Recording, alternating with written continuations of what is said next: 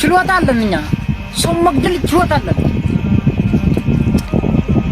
ሰው ታርምት ምቶብን እኛ በአንድ ሁለት ደቂቃ ነው ሰው የምናርደው። በሁለት ደቂቃ ፍራቻ እንደሌለን ታውቃላችሁ። ትፈራላችሁ። ለሳይርግ ብለው እየሄዱ ቢላዋ ይዘው ነው የሚሰበሰቡት እየተባለ ነው። ታዲያ እንዴት ነው ሰው የሚንቀሳቀሰው በነጻነት? አገሩን እኮ አገሯ እንዳለ የተበጠበጠች ነው ማለት ነው። ለምን ከሀገሯ ውጭ በሆነው ሰው እኛው እኮ ሀገራችን አይደለም። ሀገራችንስ ቢሆን ይሄ ነገር ለምን ይፈጸማል? ለነገሩ ሀገራችንስ እየተፈጸመ ያለው ህጻናቶች ሲደፈሩ፣ ንጹሃውያን ሲገደሉ ምንም የሚሰጥ መፍትሄ የለም ማለት ነው። ለምን? ሱብሃንአላህ። አሁን ይሄ ልጅ ተገደለና ይሄ ልጅ ወትወን አጣ። የገደለው ልጅ በሰላም ይኖራል? አይኖርም። ከዛ የጠፋው እኮ አንዴ ጠፍቷል አይደል እንዴ? ያለው ግን ይሄንን ድርጊት የፈጸመው ልጅ መቼም ሰላም ሆኖ አይሄድም። እየተሽለከለከ መጨረሻ ላይ በፖሊስ እጅ ይገባል ማለት ነው። መቼም የሚያመልጥ ነገር የለም። እዚህ ጋር ጀብድ እንደሰራ ሰው ለእኛ 2 ደቂቃ ትበቃናለች አይደለም? የሰውን ህይወት እንደዚህ እንደ ከብት ራሱ እኮ ታርዶ ማለት ነው ሲታረድ ያየ ሰው ምግቡን ያንን ስጋ ለመብላት እንዴት ነው የሚቀፋው?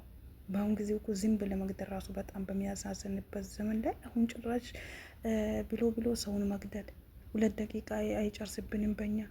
አረ ወዴት እየሄድን ነው ወገን? በጣም ነው የሚያሳዝነው። ወላሂ የሞተው ልጅ እናቱ አባቱ ሲያወሩ ሰምቼ ማለት ነው። እሱን እዚዬ ግርግዳ ሲፈገፍግ እሱን ትልቅ ደረጃ ለማድረስ እሱን እያስተማርኩኝ አሁን መጪው ተፈታኝ ስለነበር ብላ በጣም ልብ የሚነካ ነገር ስትናገር ነበር። አሰላሙ አለይኩም ወራህመቱላሂ ወበረካቱ። ውድና የተከበራችሁ ውድ የረህማ ቤተሰቦች እንዴት ናችሁ? እንደውም ክርስቲያኖች ሰላም ብያለሁ። ሰላማችሁ ብዝት ይበልልኝ። እንግዲህ ሰሞኑን አነጋጋሪ የሆነው ጉዳይ ነው እኔ ይዤላችሁ የመጣሁት።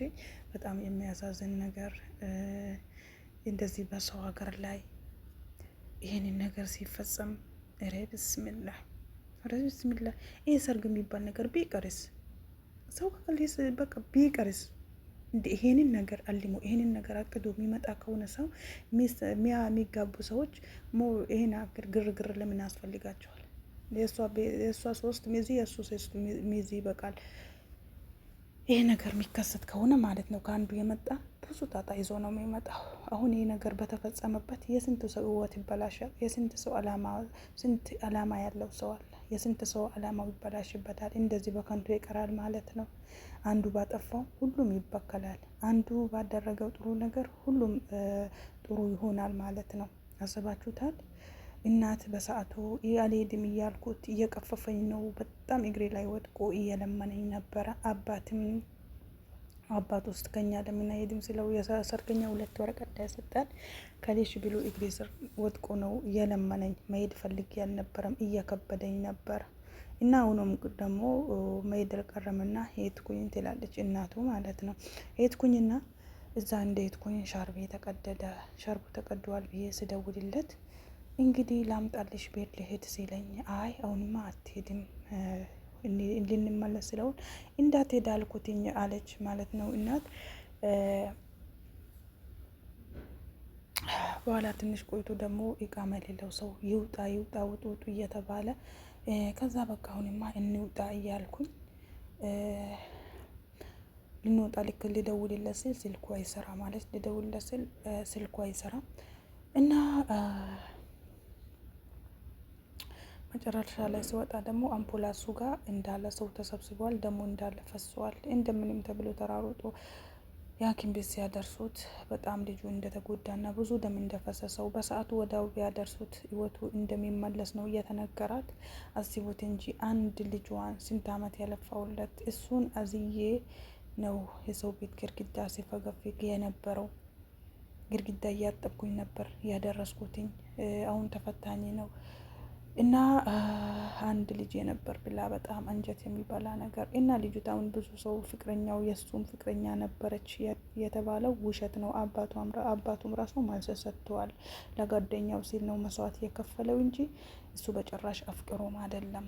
በዚህ ነገር እጁም የለበትም። ለጓደኛው ሲል ነው መስዋዕትነት የከፈለው እሱ አፍቃሪም አይደለም። ልጅቷም ደግሞ መልስ ሰጥታለች፣ እሱ ፍቅረኛ አይደለም ብላ እንግዲህ መልስ ሰጥታለች። አንድ የሆነ ነገር ከመጣ በኋላ ያው ሰዎች አይደለንም፣ ብዙ ክፍተት ይፈጠራል። እኛ ደግሞ በጣም ከባድ ነው። አላህ ይጠብቀን። አላሁ ሙስተዓን። ወላሂ መግቢያ ላይ ያያችሁት እንዴት አስቡት እስኪ ምን እንደሚል። እዚህ ሀገር እኮ እኔ ደስ የሚለኝ ነገር ምን እንደሆነ ታውቃላችሁ? ሰላም የሰፈነበት አገራቸው ላይ መቼ ይውጡ ዝንሳ ሲሄዱ ቢያድሩ ሲሄዱ ቢውሉ የሚቆጣቸው የሚይዛቸው ማንም የለም። አገራቸው ነው፣ ብጥብጥ የለ ምን የለ፣ ሰላም የሰፈነበት። ቀን ተኝተው ቢውሉ ማታ ሲዞሩ ያድራሉ። ወላሂ ነው የሚላችሁ። ገጠር የለም ማለ ገጠር ጨለማ በማታ ማለት ነው። በዚህ ሀገር ስራ አስተግፍሩላ 11 ሰዓት እስከ 10 ሰዓት ድረስ እኛ የምንጓዝበት ጊዜ አለ፣ እንጓዝበታለን። በዛን ሰዓት ግን አንድ ነገር የመጨረሻ ልም አለ ገጠር ነው፣ ግን ምንም ችግር የለበትም። ያን እንኳን ስንጓዝ ማለት ነው። እኛ ሀገር ቢሆን እኮ አይደለም ያን ሁላ ሰዓት ይቅርና ከመግሪብ በኋላ ወጥቶ መንቀሳቀስ የለም። ያንን ባህሪ ለምን ይዘን እዚህ በሰው ሀገር ላይ መተን እንደዚህ እንሆናለን? ሀገራችንስ ላይ ቢሆን ስንት ንጹሃኖች ስንት ህጻናቶች እየተደፈሩ ንጹሃኖች የሞቱ ህጻን ከእናቷ ስትለይ አባት ከልጆቹ ሲለይ፣ አረ በጣም ነው የሚያሳዝነው። ግን ለምን ይሄ ነገር ቢቀርስ? እርስ በራስ መዋደድ መፋቀር ትተን ቅን በቅል ወዴት የሄድን ነው? እንደዚህ የሆንን ነው አገራችንን እንመራለን ብለን የምናስበው። አገራችንን እንመራለን ስላችሁ ያኔ እኛ ትውልዶች እኮ ጥሩ ነገር ማስተማር፣ ለወደፊት የሚመጡ ልጆች ይመጣሉ፣ ከኛ በታች ይመጣሉ፣ ያሉት ይመጣሉ። እንደዚህ እያልን ማለት ነው ቅን በቀል እያፈራን ነው የምንሄደው። ለምን ይሄ ነገር እኮ መሆን የለበትም። ሰላምን መፍጠር ነው ያለውን ነገር። እዚህ ጋር ደግሞ ሁሉም ማለት ነው ብዙ ሰው በባህር ነው የሚመጣው። በተለይ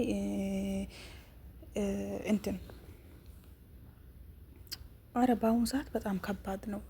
አንደኛ ኑሮ ውድነት ብዙ ነገር አለ እና ፓስፖርት የማውጣት አቅም ላይኖር ይችላል ማለት ነው። ፓስፖርት የማውጣት አቅምም ስለሌለ የሚወስድም ሰው ስለሌለ ብዙ ችግር ስላለ አንዱ ጓደኛ ሲሄድ አይተን እኛ ምን እናሳሳለን ማለት ነው። ያ ሰው ልጅ እኮ እንዴት ነው ተፍጨርጭሮ እንደደረሰ አላህ አግርቶለት ደርሶ በቃ እኛም ደግሞ ያንን ልጅ እያየን ያንን ሰው እያየን ወይም ጓደኛችንን እያየን እንነሳለን ማለት ነው። እንደዚህ ሆነን እንደምንም ብለን እንገባለን። ከገባን በኋላ ደግሞ ይሄንን ችግር ለምን እንፈጥራለን? አረ አላህ መጨረሻችን ያሳምርልን።